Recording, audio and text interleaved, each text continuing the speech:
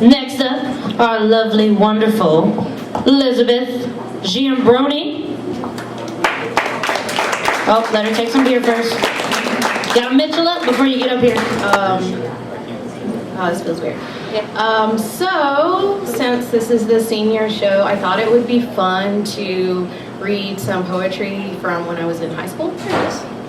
So it's really bad, like wannabe gothic poetry, and it took forever to find anything that I would actually be willing to, read up here. So hopefully after I read this and then I read everything else, you'll see a difference, like hopefully. And if not, lie to me, okay?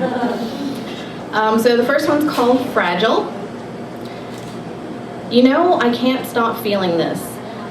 This love I'm feeling, but I'm breaking and falling to the ground. Fragile glass in my house of hope, in the forest of dreams where I sleep. I'm much more scared than I can ever admit, and I'm trying to learn to grow. Fragile flower on a southern tree in the forest of dreams where I sleep. I want you just as much as I need your love. The tears I cry speak the truth. Fragile lover in a state of confusion in the forest of dreams where I sleep and wait for you. You really don't have to clap for that. and then another one. It's called Looking Down. I'm moving on since I'm not your world anyways. You won't miss me for long, and that's really a shame. I thought it would work, but you never saw me. You saw the dirt that I stood on, and not the girl that was sweet. You are always looking down. What pedestal have you been put on to be that way? You're always looking down. Could you see my face if you didn't always stand that way? Last night I professed my undying love, and you smiled at me, and you gave me a hug. I thought something had changed, but then you said, I just wasn't, how'd you put it, enough. I'm moving on, since I'm not in your world anyways. I'll always love your smile, and I hope that your spirit changes. You saw the earth I stood on wasn't like your universe, so I leave you with hope that you someday visit. A few years ago, I got assigned in a creative writing class that wasn't here because I didn't come here for my creative writing parts, but I got assigned a poem, and we had to do a villanelle. And ever since that class, I have had this one villanelle, and I revise it like every year. And I've made it particularly hard because I limit myself on what I can do within the poem. And I use this as a writing exercise. So I do this like every year, and it's been like a few years now. So I have two that I thought might be decent enough to go ahead and read tonight. They are rough, but like I said, these are writing exercises for myself. I never really thought that I'd be sharing them. This one's called The First Affair. We'll quit each other by and by. We say this often, sincerely, when we should be saying goodbye. We know loyal hearts are held high. No loyalty is here clearly. We'll quit each other by and by. This is not love, no need to lie. Wrong seems right when held so nearly, when we should be saying goodbye. We know the jagged course we fly, but still I tell myself merely, we'll quit each other by and by. You pull me close and ask why blood courses my pulse severely, when we should be saying goodbye. Our bodies hum as strings untie, whispering into night clearly, we'll quit each other by and by, when we should be saying goodbye.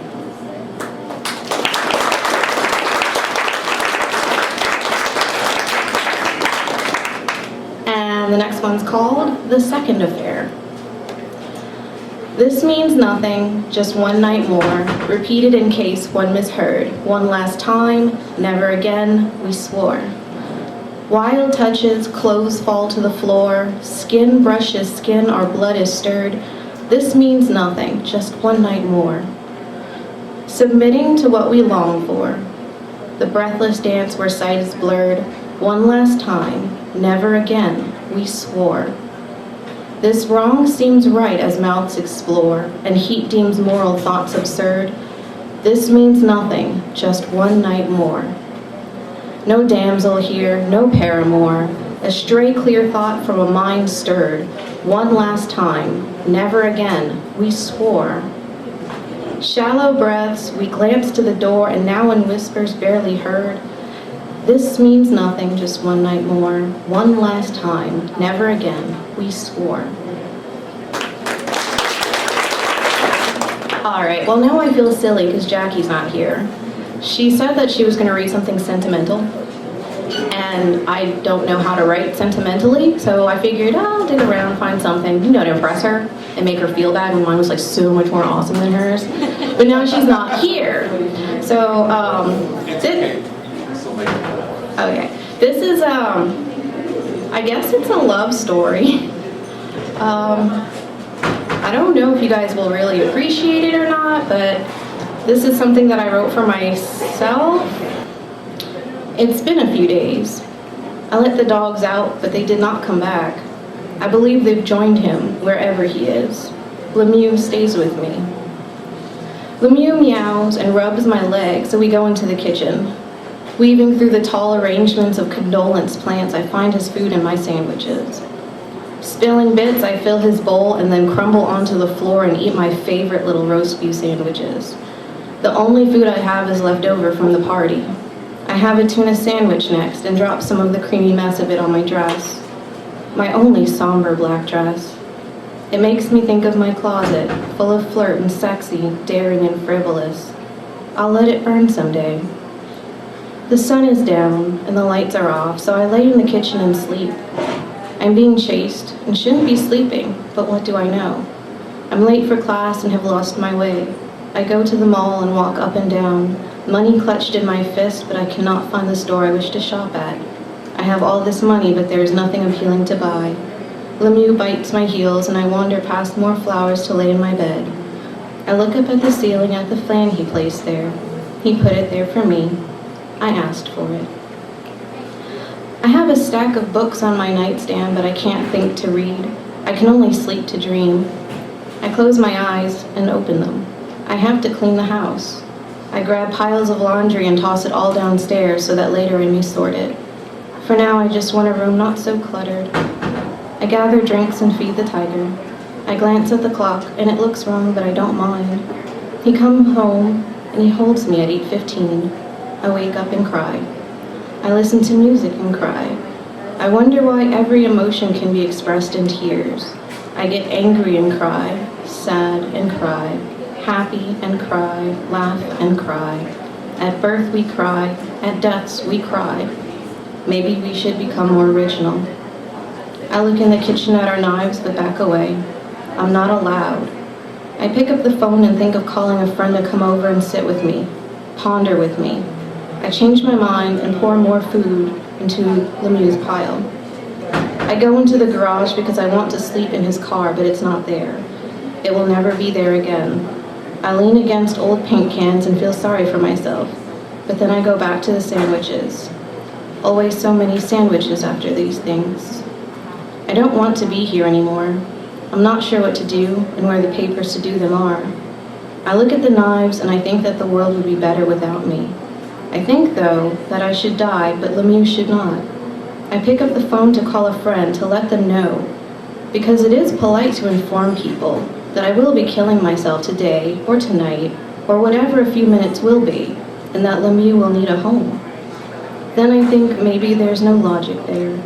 If I let someone know my plans, they may want to stop me, or they will think I just want attention. I should not be so selfish. I carry myself to the shower and lather my hair and scrub at my shame until the water is cold, so I roll onto the carpeted floor. I pat my hair and listen to the squishy noise the lather makes, and think I am happy there is still carpet here, silly as it is. Who carpets a bathroom? But it would be tile if he were still here, and I'd rather him than carpet. I slink back into my dress, then I lay in my bed with a towel over my pillow. Lemieux is hungry, but I am not, so he will have to wait. I don't like quiet times when I cannot sleep. I think of all the things I did growing up that were wrong, and all the things I ever said that were hurtful. I want to remove the shame again, but there's not enough hot water yet. I grudgingly get out of bed and downstairs to the calendar. I pick a day and write remove shame, and then, after a thought, rinse hair on the same square. It is good to have plans to keep us sane.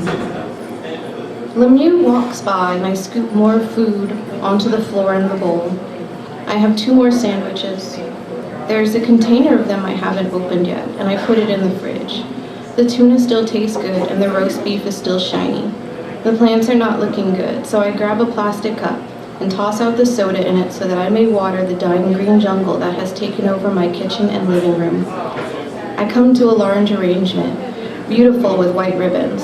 The ribbons have words, and at the word loss, I rip the ribbon off and throw it outside.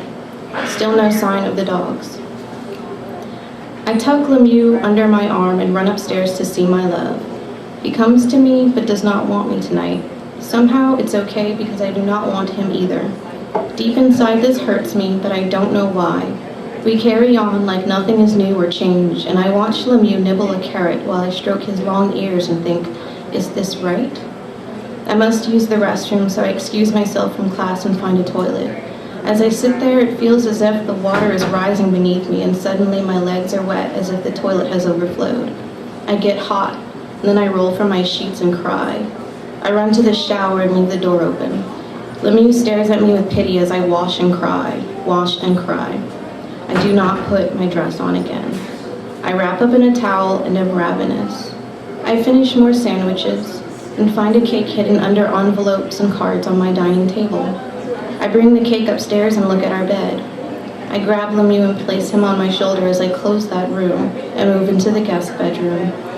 I sit on the bed with the cake and sing to it for a while. Then the singing makes me cry, and I eat the cake that tastes like frosted tears. I look at the clock, but it's past 9 and he's not here. I want to call someone. I think I need someone, but I don't want to look like I need attention. So I eat more cake, then place it back into its plastic shrine and set it on the nightstand. I try to meet with him again. My hand is full of money, but none of the clothes fit, so I buy nothing.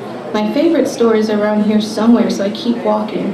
Then I climb. Then I am outside, and there is a couch where my friends are sitting, so I smile and I run to them.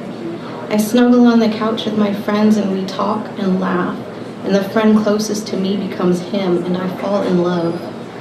We hold each other, and the couch and other friends disappear, and he pushes me against my locker and kisses me. My heart stops, and Lemieux scratches my leg and meows. I sob my way downstairs and pour the bag of cat food onto the floor. I see a plant with more ribbons, but without words, and in anger, I throw it outside. Still no sign of the dogs. I lay in the guest bed and wonder why there is no one in it. I look around for Lemieux. I need him to keep me warm and happy and sane. His food is uneaten. I tear apart the house frantically and finally open the door and throw away a picture of us I had come across to see Lemieux. Lemieux was running away from me. Now I am alone. I eat my cake and sandwiches in bed. I'm happy that cake does not get bad. There's a ringing in my ears though. I climb under the covers and into a field. I am late for class again and should not have parked so far away. I struggle with my books and wonder where my shirt is when I run into him. It is 8:15 and he holds me and kisses me. He takes my books and walks with me and kindly never mentions that I have lost my shirt and people are staring. I realize he's been hiding in the guest room this whole time and we laugh about it until I must get up and use the bathroom and shower again. We make a date to meet again and I pick a day on my calendar and write that down. Fall in love.